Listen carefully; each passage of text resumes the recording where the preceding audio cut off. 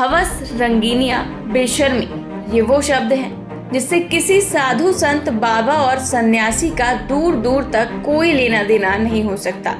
लेकिन ठहरिए, ये आज का दौर है जब देश में ऐसे ऐसे बाबाओं का भांडाफोड़ हो रहा है जो हवस, अय्याशियों में इस कदर डूबे हुए हैं कि उनकी करतूतें देखकर विश्वास की डोर टूटने लगी है। ऐसे ही घिनौने बाबाओं की लिस्ट में शामिल है मिर्ची बाबा। एक बाबा जो नेताओं को अपने इशारों पर नचाता था, एक बाबा जो एक हवन से चुनाव जिताने के दावे किया करता था, एक बाबा जिसके आश्रम पर बड़े से बड़े लोग आया करते थे, लेकिन जब इसकी सच्चाई सामने आई तो पुलिस भी हैरान रह गई। बाबा वैराग्यानंद गिरी उर्फ मिर्ची बाबा। इस नाम से अप्रैल 2019 के लोकसभा चुनाव से पहले देश के लोग अनजान थे। भोपाल में लोकसभा चुनाव के दौरान अचानक से इस बाबा की एंट्री होती है। बाबा मिर्ची यज्ञ कर कांग्रेस उम्मीदवार दिग्विजय सिंह को जीत दिलाने का दावा करते हैं। इसके बाद बाबा देश में छा जाते हैं। मिर्ची यज्ञ कर बाबा दिग्विजय सिंह को जीत तो नहीं दिला पाए, लेकिन अपनी पहचान जरूर बना ली। लेकिन अब इस बाबा की पहचान एक वहशी दरिंदे के रूप में है। ढोंगी मिर्ची बाबा महिलाओं से रेप के आरोप में भोपाल सेंट्रल जेल में बंद है। बड़े नेताओं से कभी घिरे रहने वाला मिर्ची बाबा निसंतान महिलाओं को भभूति से चमत्कार होने का दावा करता था। मिर्ची बाबा महिलाओं को झांसे में लेकर उनके साथ रेप किया करता था। मिर्ची बाबा की काली करतूतें तब सामने आई जब इसी साल जुलाई में मिर्ची बाबा ने एक महिला को नशीला पदार्थ खिलाकर उसके साथ रेप किया। कुछ महीने पहले भोपाल के रायसेन जिले की एक महिला मिर्ची बाबा के आश्रम में आई थी। महिला को बच्चा नहीं हो रहा था। 17 जुलाई को बच्चे की चाह लेकर वो मिर्ची बाबा के पास पहुंची तो बाबा ने उसे अगले दिन अपने आश्रम पे फिर से बुलाया। मिर्ची बाबा ने उसे भभूत दी। उस भभूत में नशीली दवा थी जिसे खाकर महिला को चक्कर आने लगा। तभी बाबा ने महिला को ऊपर वाले कमरे में जाने को कहा। महिला जब ऊपर जाकर लेट गई तो धीरे धीरे होश खोने लगी और इसी हालत में मिर्ची बाबा ने महिला के साथ दुष्कर्म किया। महिला को जब होश आया तो बाबा ने उसे जान से मारने तक की धमकी दी, लेकिन महिला डरी नहीं और पुलिस के पास पहुंच गई। मिर्ची बाबा के खिलाफ बलात्कार का मामला दर्ज किया गया और मिर्ची बाबा को ग्वालियर से गिरफ्तार कर लिया गया। जब पुलिस ने बाबा के फोन की तलाशी ली तो उसके फोन में गंदी फिल्मों की भरमार थी। बाबा के मोबाइल से सैकड़ों लड़कियों के नंबर भी मिले। न जाने कितनी महिलाओं को इसने अपनी हैवानियत का शिकार बनाया। फिलहाल बाबा जेल में बंद है और जेल में ही अपनी सजा काट रहा है। एक समय था जब मिर्ची बाबा की एक बोली पर उसके दरबार में दिग्गज नेताओं की लाइन लगती थी। वो इन दिनों सेंट्रल जेल में कैदी बनकर रह रहा है। जेल के अंदर पहले कुछ समय तक मिर्ची बाबा का रो रो कर बुरा हाल था, लेकिन जैसे जैसे समय बीतता गया वैसे वैसे वो सामान्य होता गया।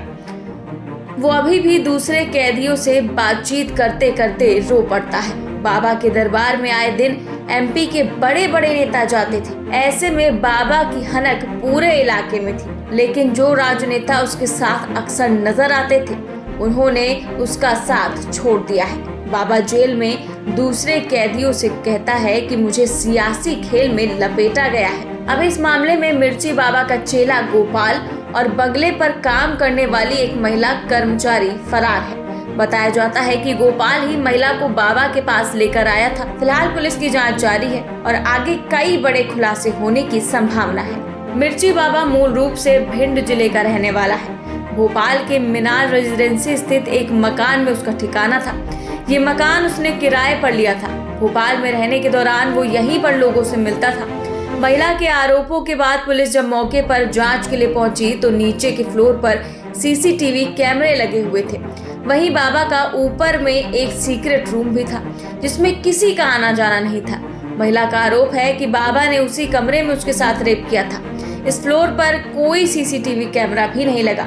बाबा लोगों के सामने भभूति से चमत्कार का दावा करता था। निसंतान लोगों को बच्चा पैदा होने का भरोसा देता था। वो भभूति और एक गोली देकर दावा करता था कि बच्चा हो जाएगा। रायसेन की महिला भी इसी तरह झांसे में आ गई थी। भोपाल स्थित घर पर जब बाबा होता था तो उसके घर पर लोगों की लाइन लगी रहती थी।